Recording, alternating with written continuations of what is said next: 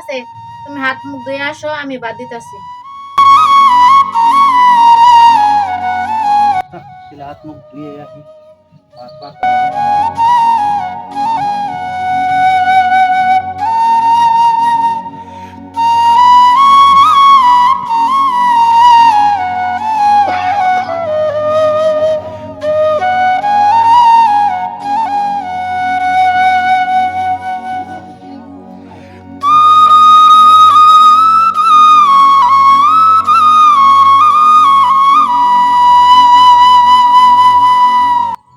চলো ভাত খাই এলো।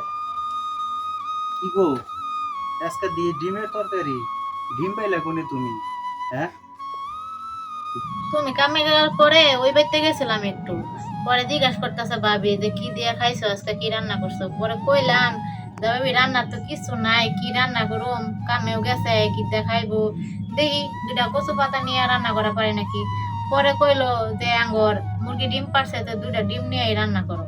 পরে জানি না যে একটা ডিম ভুনা করছি, তোমার লেগে আর একটা ডিম থয়ে দিছি যে কালকে রান্না করুম না।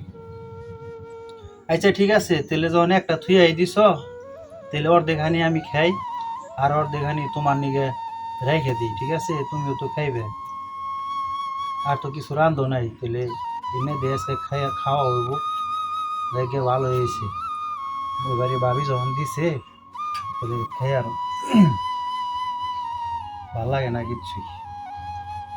আল্লাহ, তুমি রহম করো আল্লাহ। বিসমিল্লাহ।